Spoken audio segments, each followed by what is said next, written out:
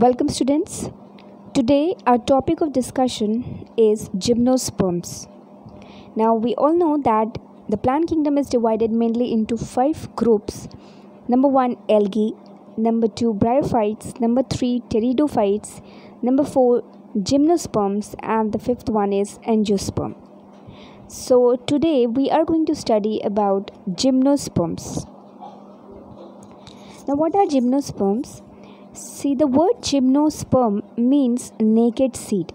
Okay, the word gymnos is contains the meaning that is it means naked. Okay, which means without any covering, and sperm is relatable to seed here. Okay, so the gymnosperm literal meaning is naked seed. Now, why it is called naked seed is like we know about the flowering plants. Like for example, if you take the example of any fruit, any common fruit which you eat. Okay, so what is the thing there that if I ask you or if I ask any lame person that where do you find seed? So obviously the very first answer will be what? That seeds are present inside the fruits, isn't it? That means that in the flowering plants the fruits are covering the seeds, isn't it? The fruits form a protective covering around the seeds, and the fruits they develop from where they are actually the ovary of the flowers. Means in the flowering plants there is the presence of flower, there is the formation of fruit, and inside the fruit there is present a seed, isn't it? This is a general characteristic of a flowering plant. Okay, but in gymnosperm there is something different.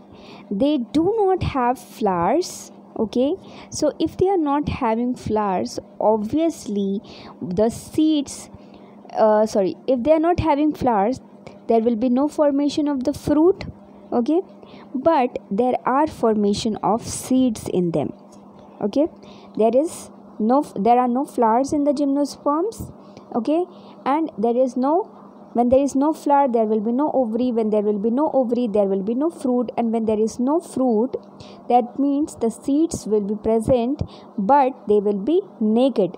तो यहाँ पे naked word का मतलब क्या हुआ कि seeds जो produce हो रहे हैं बट सीड्स जो है वो फ्रूट्स में इनक्लोज्ड नहीं है, वो एज इट इज़ ओपनली जो है वो क्लस्टर्स में फाइंड होते हैं on the gymnosperm tree or gymnosperm plants. Okay, so gymnosperm means naked seed. These plants do not have flowers, and so the seeds are not enclosed inside any specialized structure like the ovary seen in the other group of plants, that is angiosperms. Rather, the seeds develop on the surface of the reproductive structures of the plants, thus are visible as cones on maturity. Okay, sometimes we can find the seeds on small stalks too. So the main difference between the angiospermic plant and gymnospermic plant is कि gymnosperm अगर आपको कहीं भी flowers दिखे, ठीक है, colourful flowers हो या any kind of flowers हो, छोटे हो बड़े हो, any sort of, that means that particular plant is belonging to the group angiosperm. लेकिन अगर आपको कोई ऐसे पेड़ दिखे जहाँ पे आपको सिर्फ सीड्स दिखाई पड़े एंड दैट टू वो सीड्स जो है वो एक सीड्स नहीं अलग अलग नहीं दिखते हैं प्लांट्स में, they are in the form of clusters, एक ग्रुप में होते हैं और उस ग्रुप वाले सीड्स को हम क्या बोलते हैं? कोन्स बोलते हैं. तो जिम्नोस्पर्म जब भी वर्ड आपको whenever you listen of the word gymnosperm, that means number 1 is they are not having seed. Okay, sorry, they are having seed but the seeds are naked. And number 2, why they are naked? Because they are not having any flowers. So if they are not having flowers there will be no formation of the fruits, so the fruits will be the seeds will be what? They will be naked without any fruit covering. Okay, now you also must be knowing कि seed को technical term में हम बोलते हैं ovule और fruit को हम क्या बोलते हैं? Ovary, isn't it? तो that means ovule is enclosed inside an ovary. ठीक है, ovule is seed and ovary is fruit. तो फ्रूट के अंदर सीड होता है या ओवरी के अंदर ओव्यूल होता है. ठीक है। लेकिन जिम्नोस्पर्म में ओव्यूल या सीड जो होता है वो क्या होगा, नेकेड होगा, that is without any covering of the fruit और ovary. Okay, this you can see, this is an example of a gymnosperm. This plant is a cycas plant, ठीक है, cycas है ये, and this cycas is an example of gymnosperm. It is commonly seen in the gardens and in outdoor in the along the cities and all. Now this you can see, this is a figure of a pinus tree. They are having very needle like leaves. You can see they are needle like leaves, and in between you can see there's a cluster of seeds which is known as cones. Now let's see into detail the features of gymnosperm. So let's see the features of gymnosperms. Gymnosperms have an evolutionary significance and show some unique features. Now why they are having an evolutionary significance? Like evolutionary means what? It the development which is very slow and gradual and has taken years for the development, isn't it? evolution का मतलब क्या होगा कि the very slow and gradual changes जो बहुत सालों से चलते आए हैं और अब जाके उसमें मतलब चेंजेस आते गए हैं, ठीक है। तो जिम्नोस्पर्म इवोल्यूशनरी सिग्निफिकेंस इसलिए रखता है क्योंकि इससे पहले के जो तीन प्लांट्स हमने we had studied about algae, bryophytes and pteridophytes, वहाँ पे क्या था, वहाँ पे दो फेजेस थे लाइफ के, गैमेटोफाइट और sporophyte, isn't it, gametophyte and sporophyte, जिसमें से गैमेटोफाइट भी डोमिनेंट हो सकता था या स्पोरोफिटिक जनरेशन डोमिनेंट हो सकती थी, व्हाटएवर द केस। लेकिन कहीं पर भी फर्टिलाइजेशन के बाद सीड्स का फॉर्मेशन नहीं हो रहा था, isn't it, there was no presence of seed in those three cases, but from the gymnosperm the concept of seeds has taken origin. Okay, so that is why they are having evolutionary significance. Now their characteristic feature is the absence of flowers and the presence of naked or open seeds. Now if you look back at this figure of cycas, you can see this figure. Now can you see any flower in this? No, there is no flower. Similarly here also, can you see any flower here? No, there is no flower, only the presence of seed, isn't it? That means the characteristic feature is the absence of the flower and the presence of naked or open seeds. As they do not have flowers, consequently fruits are also absent in these groups of plants. That means if you are asked what are the characteristics of gymnosperms, so number one, they are having no flowers, they do not produce flowers, they do not produce fruits, but they produce seeds, and those seeds are naked, means they are present without any covering of the ovary or the fruit, ठीक है। Then next characteristic is that the main source of pollination and dispersal is by wind, क्योंकि flowers होते नहीं है कि वो insects attract हो उनसे, ठीक है, प्लस उनमें जो है देन वाटर पॉलिनेटेड हो नहीं सकते क्योंकि ये क्या है, अच्छे खासे टेरेस्ट्रियल प्लांट्स है। तो मेन सोर्स ऑफ पॉलिनेशन क्या है इनमें, विंड है, ठीक है। These are generally medium to large trees with a few shrub species also present. Okay, so gymnosperm can be either they can be medium size or they can be large trees, या कुछ species इनके छोटे छोटे shrubs भी हो सकते हैं। Okay, one example is given. Sequoia is a gymnosperm which is one of the tallest tree species. Okay, this question has been asked in NEET also, that sequoia is a gymnosperm which is one of the tallest tree species. Okay. Next, the plant body shows differentiation and is divided into leaves, stems and roots. The leaves are needle-like with a thick cuticle and sunken stomata as seen in conifers. This feature helps in the reduction of water loss due to transpiration. Actually, the cycas and pinus and all, they grow in very water scarce areas, either in the hilly areas, okay, or in the those areas where water is not very abundant. Okay, so वहाँ पे अगर continuously transpiration होता रहेगा तो क्या होगा कि उनके अंदर से पानी की डिफिशिएंसी हो जाएगी, वाटर की डिफिशिएंसी हो जाएगी. तो उसको चेक करने के लिए उनके अंदर कई सारे अडेप्टेशंस होते हैं. और वो अडेप्टेशंस क्या हैं कि उनकी जो लीव्स हैं वो कैसी होंगी, needle like I already show you in that pinus picture that the leaves are what they are. The pinus, you can see the leaves are very thin, needle like. Okay, so why it is so? Because the reduced surface area of the plants help in reduction of the loss of water during transpiration. Okay, उसके अलावा क्या इनमें adaptation होती है water loss के against, कि इनका जो एक इनके लीव्स पे, इनके जो प्लांट सरफेस उस पर एक थिक क्यूटिकल की लेयर होती है. Cuticle layer is the waxy layer around the epidermal layer of the plants so as to reduce the loss of the water. Next इनमें जो अडेप्टेशन होती है to reduce the water loss is the presence of sunken stomata. Stomata we all know कि it is a space between या opening between the two guard cells. ठीक है, तो जब गार्ड सेल्स स्वेलअप होते हैं बीच में एक होल प्रोड्यूस होता है और उसी होल या उसी स्पेस से जो है water vapour plus the exchange of gases होती है, इज़न्ट इट. तो जितना ही संकन स्टोमेटा होगा, ठीक है, जितना ही श्रिंक होगा स्टोमेटा, उतनी ही वाटर लॉस क्या होगा इन the form of water vapour बहुत ही कम होगा, isn't it? So this is some of the method to reduce or to check the loss of water due to transpiration. Then the plant body is differentiated fully differentiated into leaves, stems and roots. ठीक है, like proper leaves, they are having proper leaves, stems and roots. Bryophytes and algae में हमने क्या पढ़ा था, the body was more or less thallus-like, thalloid body, isn't it? But here they are having a well differentiated leaves, stems and roots. Now if we talk about the root system present in the gymnosperm is the tap root system. Okay, the roots present in gymnosperms are what? That is tap root. You all must be knowing a tap root. What is a tap root?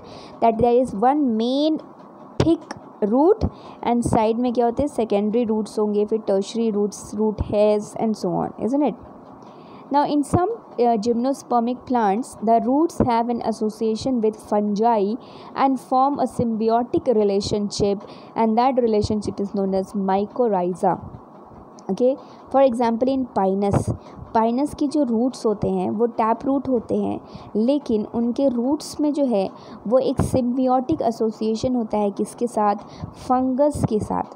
तो इसका मतलब कि the roots of the gymnosperms and the fungus together form a symbiotic association. Symbiotic association का मतलब क्या हुआ कि दोनों बेनिफिट होंगे एक दूसरे से, और उस एसोसिएशन को हम क्या बोलते हैं, माइकोराइजा. जैसे कि we had studied already lichens. What are lichens? Lichens is a symbiotic association of algae with fungus, और यहाँ पे क्या है, with the roots of the gymnosperms and fungus. Okay, तो यहाँ पे ऑब्वियसली फंगस क्या प्रोवाइड करेगा, और water and nutrition minerals, water and minerals provide कराएगा किसको, to the roots of the gymnosperm. And in addition जो रूट्स होंगे वो क्या कहेंगे कि इनको न्यूट्रिएंट्स प्रोवाइड करते हैं. ठीक है, so that is the relationship which is beneficial for both of them. That is known as mycorrhiza and this is present और found in gymnosperm pinus. So that is important. Mycorrhiza is important, and where it is found in the roots of pinus tree. Then also in a few other species of cycas plant, the roots are in the form of specialized roots called coralloid roots, and they are associated with nitrogen fixing cyanobacteria. Okay, Pinus में क्या होता है, tap root होगा और किससे associated होगा, fungus से, उसको हम बोलते हैं माइकोराइजल एसोसिएशन. ठीक है, साइकस में क्या होगा कि इनकी रूट्स जो है वो कोरलॉइड रूट्स होती है, थोड़े से फाइबरस टाइप्स होगा रूट्स. ठीक है, और उनके अंदर किसका एसोसिएशन होगा, उनकी जड़ों के अंदर उनमें स्पेशल रूट्स होते हैं. साइकस के जो रूट्स हैं वो फाइबरस टाइप के होते हैं और उनको हम कोरलॉइड रूट्स कहते हैं. और ये कोरलॉइड रूट्स के अंदर क्या पाए जाते हैं, बहुत ही large number of blue green algae और साइनोबैक्टीरिया, जिनका काम क्या होगा, to fix the nitrogen into those cycas plant. I hope you must be knowing about nitrogen fixing fixation, nitrogen fixation का मतलब क्या होता है कि एटमॉस्फेरिक नाइट्रोजन को यूज़फुल कंपाउंड में कन्वर्ट करना जिसको प्लांट्स यूटिलाइज कर सके। ठीक है, तो जो नाइट्रोजन फिक्सिंग बैक्टीरियाज होते हैं, साइनोबैक्टीरियाज, वो क्या करेंगे, वो एटमॉस्फेयर से जो है या सॉइल से जो है वो फ्री नाइट्रोजन को नाइट्रोजनस कंपाउंड्स में कन्वर्ट करके साइकस प्लांट को प्रोवाइड कराएंगे, और साइकस इन रिटर्न क्या करेगा, उसको मिनरल और न्यूट्रिशन या water mineral nutrition what ever is the requirement of the bacteria, उसको वो प्रोवाइड कराएगा। ठीक है, तो that is also type of association. तो साइकस में रूट्स कैसे होते हैं, कॉरलाइड रूट्स, और पाइनस में कैसे रूट्स होंगे, माइकोराइजल रूट्स। तो this is important because it has been asked in NEET and many competitive examinations too. Okay, now these plants are also vascular with both xylem and phloem being present. They are having both the xylem and phloem vessels, इसीलिए इनकी height जो है वो बहुत toll हो सकती है, क्योंकि xylem vessels जो है वो वाटर और मिनरल को लॉन्ग डिस्टेंस तक कंडक्ट कर सकता है। ठीक है, now let's move on to the reproduction and fertilization in gymnosperm and the life cycle of gymnosperm. Now the main plant body of a gymnosperm is a sporophyte. We all know what is a sporophyte. Sporophyte symbolizes that it is diploid in nature. Okay, तो main plant body कैसी होती है gymnosperm की, that is sporophyte. ठीक है, now you can see here that the presence of male and the female cones. Okay, you can see here males and female cone, it is written here, and those male and female cones, what are they? They are actually the gametophytes. Okay, so there is a little bit difference between the sporophyte and gametophytic structure of gymnosperms and pteridophytes or bryophytes. So let's see what's the difference. Actually, the strobilus or the cone is the reproductive structure of gymnosperm. Okay, this is structure you can see the pink and the red structure जहाँ पे लिखा है male and female. ठीक है, तो ये क्या है, कोन शेप में है। तो ये ही कोन जो होते हैं, these cones, I hope you must have seen these cones specially in the hilly areas if you have visited any hilly hill station and all. So there is a huge number of gymnospermic trees along with the cones, isn't it? So the male and the female, this cone like structure is actually the reproductive structure of this gymnosperms, और उस cone को हम scientifically strobilus भी कहते हैं। Now there can be two conditions कि अगर mail और फीमेल स्ट्रोबिलाई या मेल और फीमेल कोन जो है वो एक ही ट्री पे प्रेजेंट हो, एक ही प्लांट पे प्रेजेंट हो, सेम प्लांट पे, लाइक इन पाइनस। ठीक है, इसका मतलब क्या हुआ कि मेल और फीमेल जो ऑर्गन्स हैं, रिप्रोडक्टिव स्ट्रक्चर हैं, वो एक ही प्लांट में पाए जा रहे हैं, तो उस कंडीशन को हम क्या बोलते हैं, monoecious, isn't it? That means Pinus is monoecious, and if they are found on different trees as in cycas, so that will be known as dioecious, isn't it? When both the male and female organs are found on the same individual, that condition is monoecious, and when it is found on different organisms or trees or individuals, that condition is dioecious.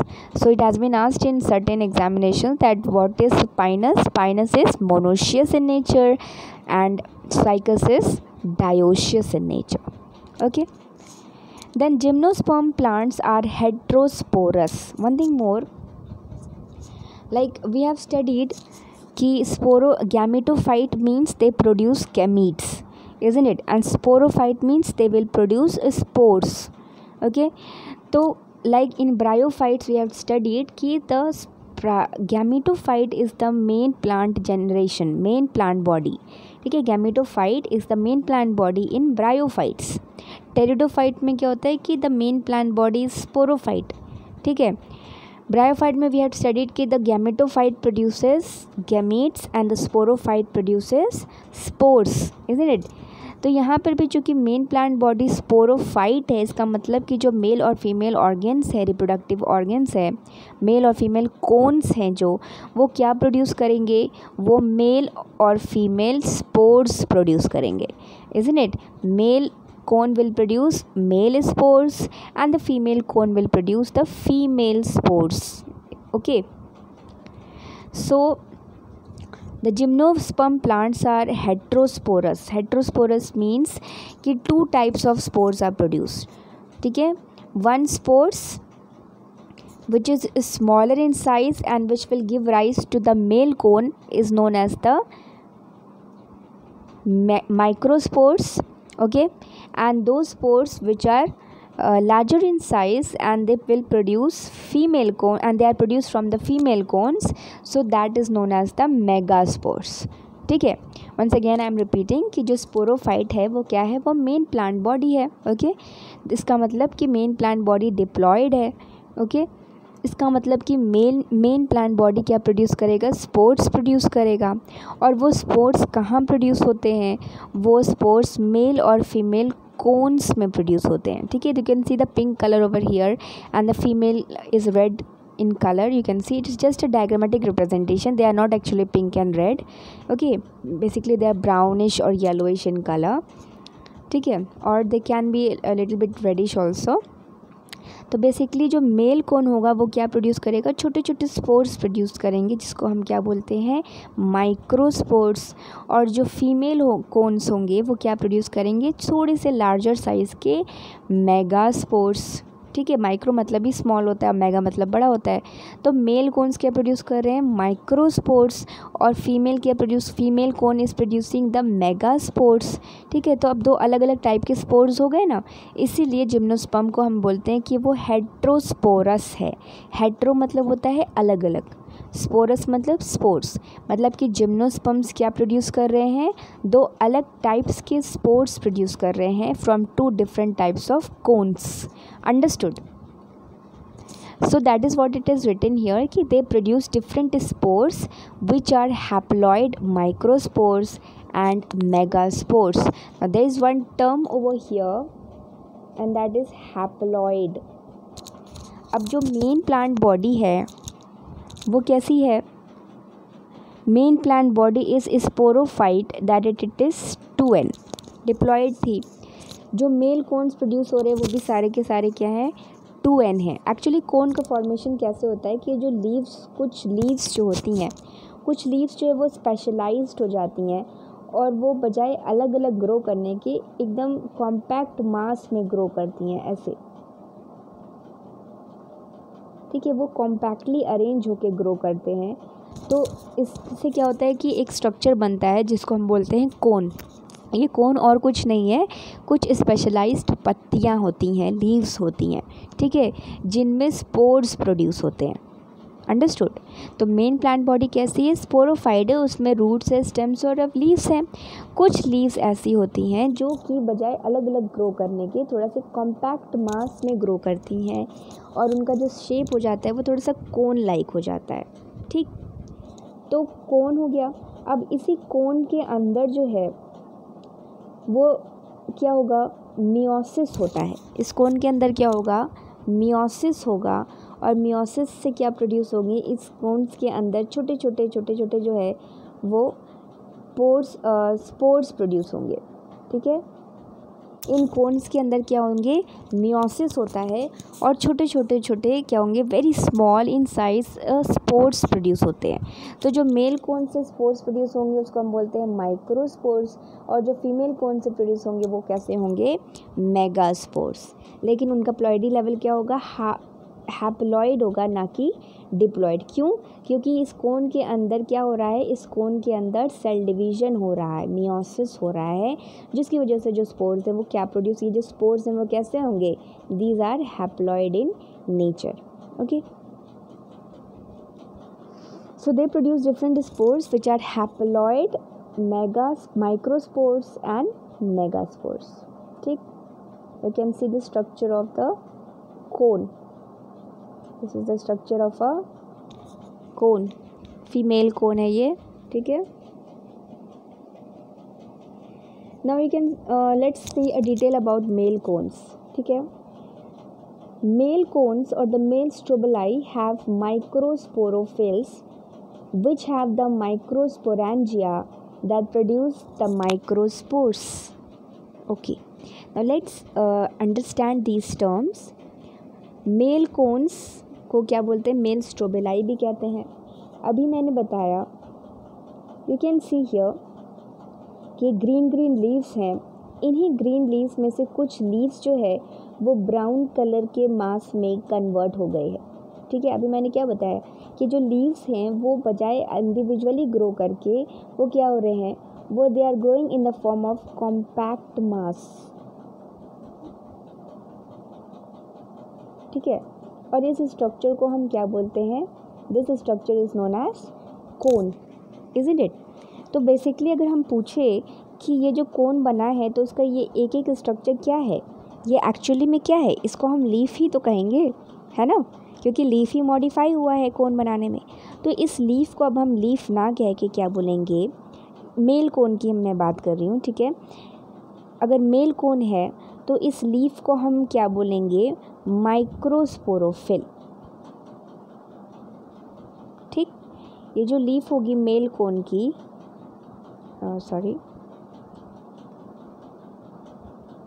जो leaf होंगी cons की,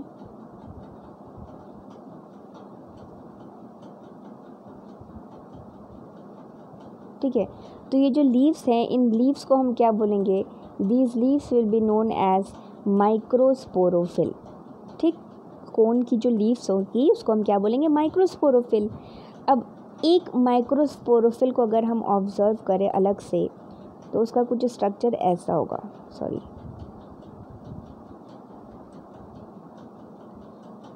आई am drawing again, wait.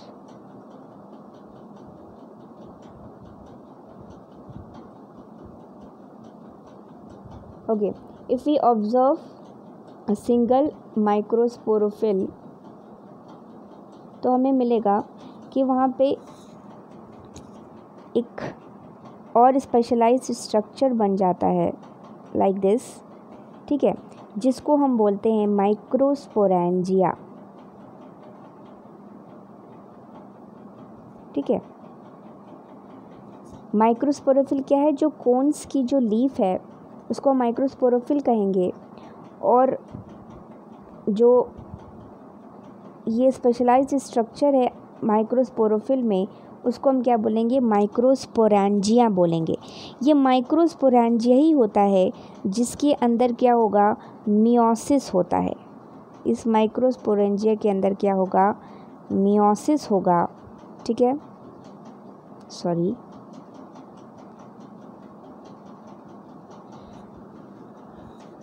Okay, और microsporangia के अंदर क्या होगा? Meiosis होगा, और उसके अंदर एज ए रिज़ल्ट क्या प्रोड्यूस होंगे? Very tiny small leaves, microspores. ठीक है, क्या प्रोड्यूस होंगे? Very small microspores. ठीक है, that means now I am again telling कि जो कोन्स की एक लीफ होगी उसको हम क्या बोलते हैं? That is known as microsporophyll. Okay, फिर उस एक माइक्रोस्पोरोफिल या उस एक लीफ के अंदर एक स्पेशलाइज्ड स्ट्रक्चर और बनता है जिसको हम बोलते हैं माइक्रोस्पोरेंजिया। ठीक है, और इस माइक्रोस्पोरेंजिया के अंदर क्या होगा? मियोसिस सेल डिवीजन होगा, और उस मियोसिस सेल डिवीजन से हैप्लॉइड क्या बनेंगे? हैप्लॉइड स्पोर्स बनेंगे। ओके, तो हैप्लॉइड क्या बनेंगे? हैप्लॉइड छोटे छोटे स्पोर्स बनते हैं। ठीक, now some of these microspores develop into male gametes, और यही जो छोटे छोटे अंदर स्पोर्स बनेंगे इस माइक्रोस्पोरेंजियम में, ठीक है, यही माइक्रोस्पोर्स जो है वो किस में कन्वर्ट हो जाते हैं? Into pollen grains. Now you must be knowing about pollen grains, isn't it? अगर फ्लावर में पॉलन ग्रेन देखा होगा, कैसा होता है? येलो कलर का पाउडरी। ठीक है, तो एक्चुअली में अगर उसको ऑब्जर्व करोगे तो वो कैसा दिखेगा? बहुत ही टाइनी स्फेरिकल बॉडीज़ होते हैं वो। ठीक है, पाउडरी, बहुत ही माइल्ड स्ट्रक्चर होता है इनका। ठीक है, स्मॉल राउंडेड स्फेरिकल शेप के होंगे। तो अब बात समझ में आई कि ये जो मेल कोन है, sorry, the male cone, this male cone ठीक है, वो क्या है actually, that is a collection of specialised leaves जिसको हम बोलते हैं माइक्रोस्पोरोफिल। ठीक है, और हर एक माइक्रोस्पोरोफिल के अंदर क्या होता है, एक स्पेशलाइज्ड स्ट्रक्चर जिसको हम बोलते हैं माइक्रोस्पोरेंजिया। ठीक है, स्पोरेंजियम है सिंगुलर, स्पोरेंजिया है प्लूरल। ठीक है, और उस माइक्रोस्पोरेंजियम के अंदर क्या प्रोड्यूस होंगे, छोटे छोटे स्पोर्स प्रोड्यूस होंगे। ठीक है, छोटे छोटे स्पोर्स प्रोड्यूस होते हैं बाय मियोसिस, और वही स्पोर्स जो होते हैं वो एक्चुअली में उसको हम क्या बोलते हैं, गैमीट्स बोल सकते हैं, या उसको हम पॉलन ग्रेन्स बोल सकते हैं। तो यू कैन सी ना कि ये इस कोन्स में से छोटे छोटे जो निकल रहे पाउडरी स्फेरिकल बॉडीज, उसको हम क्या बोल रहे हैं, पॉलन ग्रेन्स बोल रहे हैं, जो एक्चुअली में क्या है, they are male gametophyte, they are male gametes. मन में आई बात। तो ये मेल गैमीट्स, और हमको पता है कि गैमेटोफाइट किसको बोलते हैं, गैमेटोफाइट उसको बोलते हैं जो गैमीट्स प्रोड्यूस कर रहा है। तो यहाँ पे गैमीट्स कौन प्रोड्यूस कर रहा है, यहाँ पे गैमीट्स जो है वो मेल कोन प्रोड्यूस कर रहा है। ठीक है, इसलिए मेल कोन को हम क्या बोल सकते हैं, या मेल कोन के जो लीव्स हैं, माइक्रोस्पोरोफिल हैं, उसको हम क्या बोल सकते हैं, गैमेटोफाइट बोल सकते हैं। ठीक है, पॉलन या पॉलन ग्रेन को भी हम गैमेटोफाइट बोल सकते हैं, क्योंकि उसके अंदर क्या है, मेल गैमेट का न्यूक्लियस है। ठीक है, तो बेसिकली मेल कोन है, male cone is made up of different types of small small leaves microsporophyll, जिसके अंदर क्या है, माइक्रोस्पोरेंजिया। माइक्रोस्पोरेंजिया के अंदर हो रहा है मियोसिस, जिससे प्रोड्यूस हो रहे हैं microspores, which are also called as male pollen grains, or they are actually the male gametes. Understood? Now if we come to the female cones, so the इसी तरह से फीमेल का जो कोन बनेगा, वो जो पत्तियां होंगी उसको हम माइक्रोस्पोरोफिल ना कह के अब क्या वर्ड यूज़ करेंगे, मेगास्पोरोफिल। ठीक है, मतलब क्योंकि फीमेल स्ट्रक्चर हमेशा थोड़ा सा लार्ज होता है, चाहे गैमीट्स हो या स्ट्रक्चर हो। ठीक है, सो मेगास्पोरोफिल। अब माइक्रोस्पोरोफिल मेल कोन्स में क्या रहते हैं, तो अब हम पत्तियों को क्या बोलेंगे, मेगास्पोरोफिल्स। ठीक है, they form a cluster and they are known as female cones और फीमेल स्ट्रोबलाई। ठीक है, फिर उसी तरह से क्या होगा कि जो फीमेल मेगास्पोरोफिल होगा उसके अंदर क्या होगा, मेगास्पोरेंजियम होगा। ठीक है, और मेगास्पोरेंजियम के अंदर क्या प्रोड्यूस होगा, छोटे छोटे मेगास्पोर्स प्रोड्यूस होंगे। ठीक है, हैप्लॉइड मेगास्पोर्स प्रोड्यूस होंगे। ठीक, और यही हैप्लॉइड मेगास्पोर्स क्या होंगे, फीमेल गैमेटोफाइट में डेवलप होते हैं।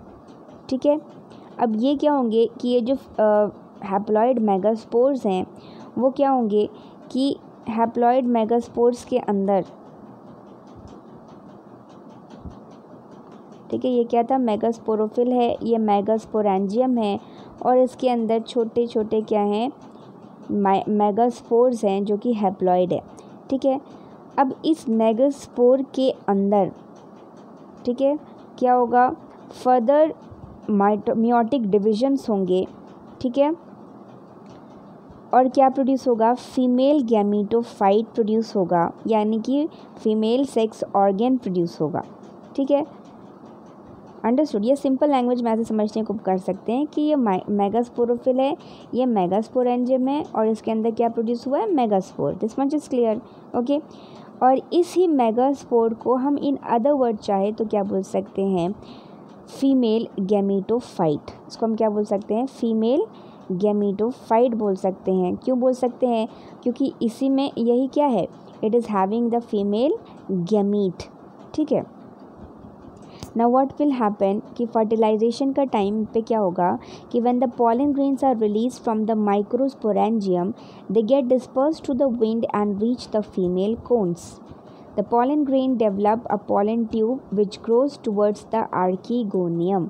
ठीक है, सो व्हाट विल हैपन कि ड्यूरिंग द फर्टिलाइजेशन की जो पॉलन ग्रेन्स था, you can see the picture over here, कि मेल कोन्स में से पॉलन ग्रेन रिलीज़ हो रहे हैं, और female cones, you can see here the diagram is given, female cones है, फीमेल कोन्स के अंदर जो लीव्स होते हैं, ठीक है, मेगास्पोरेंजियम, उसके अंदर ऐसे इस शेप के गैमीटोफाइट प्रोड्यूस होगा या मेगास्पोर जिसको हम कह रहे थे, ठीक है। तो क्या होगा कि ये जो पॉलन ग्रेन्स है ये हवा के थ्रू या विंड के थ्रू जो है वो डिस्पर्स होके इस फीमेल कोन पे डस्ट होंगे और they will reach the gametophyte जहाँ पे क्या प्रेजेंट है, female egg is present. Then this pollen grain का जो मेल गैमीट है और जो ये फीमेल गैमीट है ये दोनों फ्यूज़ करेंगे and after fusing that will result in the formation of embryo which will develop into a seed. Okay, तो फिर क्या होगा कि ये जो सीड अभी तक फीमेल कोन रिप्रेजेंट हो रहा था, जब वो फर्टिलाइजेशन हो जाएगा उसमें, तो जिसको हम कहते हैं ना कि फ्रूट जो है वो पक जाता है, राइप हो जाता है, उसी तरह जब कोन जो है फीमेल कोन्स पकने का या राइप होने का मतलब क्या है कि उनमें फर्टिलाइजेशन हो चुका है और जो उनके जो कोन्स के लीव्स थे मेगास्पोरोफिल वगैरह वो सब डीजनरेट हो जाएंगे and instead of this they will be having a very closed cone which will be made up of seeds. ठीक है, ये जो फीमेल कोन है, अब इस फीमेल कोन में मेगास्पोरोफिल और गैमेटोफाइट वगैरह ना होके अब क्या होगा कि they will be in the form of a cluster of seeds. समझ में आई बात? तो फिर से आई एम रिपीटिंग कि मेल कोन है that will produce the pollen grains, female gamete है that will produce the female gametes और द एग। तो पॉलन ग्रेन्स जो है वो फीमेल कोन्स पे जाएंगे, डस्ट होंगे with the help of wind as a agent of pollination, fertilisation होगा, जाइगोट का फॉर्मेशन होगा और क्या होगा कि जो ओव्यूल था या गैमेटोफाइट था वो क्या हो जाएगा, that will be developing into a seed. और जो फीमेल कोन अभी तक मतलब फीमेल कोन जो रिप्रेजेंट हो रहा था वो अब क्या हो जाएगा, that will be a cone made up of seeds. Okay, so that is basically what happens after fertilization. Okay, so once again, when the pollen grains are released from the microsporangium, they get dispersed through the wind and reach the female cones. The pollen grain develop a pollen tube which grows towards the archegonium. Archegonium, you all know, that is a female sex organ. Okay, now the discharge of the male gamete happens near the mouth of the archegonium. The fusion of the male and the female gametes occurs and after fertilization a zygote develops to form the embryo and the ovule forms the seed. ठीक है, इसका मतलब क्या हुआ कि ये जो leaf थी इसके अंदर ये मेगास्पोरेंजियम था, ठीक है, उसके अंदर क्या प्रोड्यूस हो रहा था, मेगास्पोर्स प्रोड्यूस हो रहा था, ठीक है, और मेगास्पोर्स के अंदर क्या था, एग था, ठीक है। तो that egg will now fertilise to become embryo और जो ये ओव्यूल्स थे वो अब किस में ट्रांसफ़र हो जाएंगे, दे will be converted into seeds. ठीक है, वो छोटी छोटी सीड्स के फॉर्म में कन्वर्ट हो जाएंगे। So that is how fertilisation takes place in a gymnosperm. So this was all about gymnosperm. Okay, hope you all must have understood. Thank you.